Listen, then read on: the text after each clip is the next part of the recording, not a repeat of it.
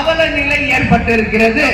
சிறு குறு தொழில்கள் அதிகமாக உள்ள கோவை மாவட்டத்தில் 300% மின் கட்டண உயர்வை ஏற்படுத்திய மத்திய மாநில அரசுகளுக்கு இந்த கூட்டணியின் சார்பாக எங்களுடைய கண்டனத்தை இந்த நேரத்திலே நாங்கள் பதிய வைக்கிறோம்.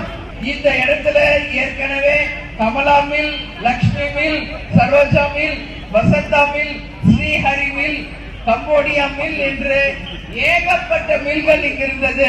அதே போல என்டிசி மில்கள் அனைத்துமே இன்றைக்கு மூடப்பட்ட ஒரு அவல நிலையில இன்னைக்கு கோவையை நம்ம பார்க்கும்போது உண்மையிலே என் மனசு பகுதிக்கிறது.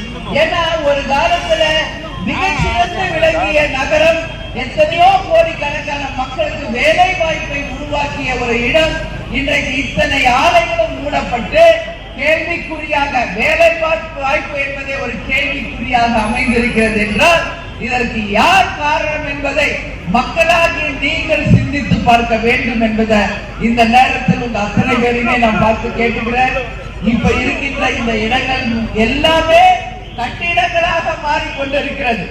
அது மட்டும் கிடையாது, இன்றைக்கு இங்கு இருக்கின்ற திமுகவினரும் சரி, அவங்க பினாமிகளும் சரி, இங்கு இருக்கின்ற ஆலைகளை எல்லாம் மூடி கட்டிடங்களாக மாற்றி வேலை வாய்ப்பு என்பதே ஒரு கேள்விக்குறி என்ற நிலையை இந்த இடத்திலே அவங்க உருவாக்கி இருக்காங்க. அது மட்டும் இல்லாமல் இன்னைக்கு சென்ட்ரல் கவர்மெண்ட்ல இன்னைக்கு மோடிஜி அவர்களுடைய ஆட்சி எங்கு பார்த்தாலும் ஜிஎஸ்டி என்று ஒன்று கொண்டு வந்த பிறகுதான் இங்க சிறு குறு தொழில்கள் அத்தனையுமே முடங்கப்பட்டு மில்கள் அத்தனையும் மூடப்படுகின்ற ஒரு அவல நிலை ஏற்பட்டிருக்கிறது. சிறு குறு தொழில்கள் அதிகமாக உள்ள கோவை மாவட்டத்தில் 300% மின் கட்டண உயர்வை ஏற்படுத்திய மத்திய மாநில அரசுகளுக்கு இந்த கூட்டணியின் சார்பாக எங்களுடைய கண்டனத்தை இந்த நேரத்திலே நாங்கள் பதிய வைக்கிறோம். ஜிஎஸ்டி உயர்வால் இன்னைக்கு அத்தனை ஆலைகளும் மூடப்படுகின்ற ஒரு அவல நிலையை நாம் பார்க்க முடிகிறது. அது மட்டும் இல்ல, இங்கு இருக்கின்ற அனைத்து தொழில்களுமே பாதிக்கப்பட்டிருக்கிறது. அதனாலதான் இங்க எப்ப பார்த்தாலும் நம்ம சிறு தொழில்கள் ஸ்ட்ரைக் பண்றதை நம்ம பார்க்க முடிகிறது. இந்த நிலை நிச்சயமாக மாறி மீண்டும் இது தொழில் நகரமாக மாற்றி உறுதியாக நமது வெற்றி வேட்பாளர் ஜி ராமச்சந்திரன் அவர்கள் மக்களுக்காக உழைத்து கோவையை மீண்டும் தொழில் நகரமாக மாற்றுவார் என்பதை உங்கள் அத்தனை பேருக்கும் இந்த நேரத்தில் நான் உறுதி அளிக்கிறேன். இங்க சிங்காநல்லூர் பகுதியில 20 நாட்களுக்கு ஒரு முறைதான் குடி தண்ணீர் வருகிறது. அப்போ இங்க இருக்கின்ற மக்களின் வாழ்வாதாரம் என்ன என்பது ஒரு மிகப்பெரிய கேள்விக்குறி. கோவை என்றாலே சிறுவாணி தண்ணீர் என்பது உலக பிரசித்தி பெற்ற ஒரு தண்ணீர். ஆனா இங்க இருக்கின்ற சிங்காநல்லூர் பகுதி மக்களுக்கு குடி தண்ணீர் இல்லை என்பது இந்த ஆட்சியின் அவலத்தை நமக்கு உள்ளங்களில் நெல்லிக்கடியாக தெள்ள தெளிவாக புரிய வைக்கிறது என்பதை நீங்கள் புரிந்து கொள்ள வேண்டும்.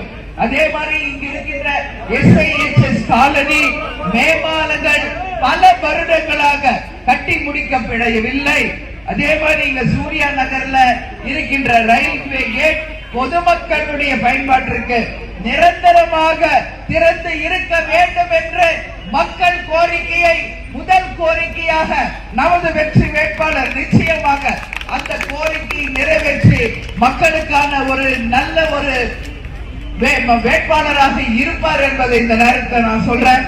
இங்க இருக்கின்ற அனைத்து சாலைகளுமே நம்ம பார்த்தோம்னா மிக மோசமாக குண்டும் குழியுமாக சாலைகளாக இருக்கின்ற ஒரு நிலையை நம்மால பார்க்க முடிகிறது. எனவே இந்த நிலைகள் எல்லாம் மாறி உங்களுக்கு ஒரு நல்ல வேட்பாளர் வெற்றி பெற்று வந்து நிச்சயமாக உங்களுக்காக உழைக்க ஜி ராமச்சந்திரன் அவர்களுக்கு நீங்கள் வெற்றியை தரணும் சொல்லி இந்த நேரத்தில் நான் எல்லாரையும் பார்த்து நான் கேட்டுக்கிறேன்.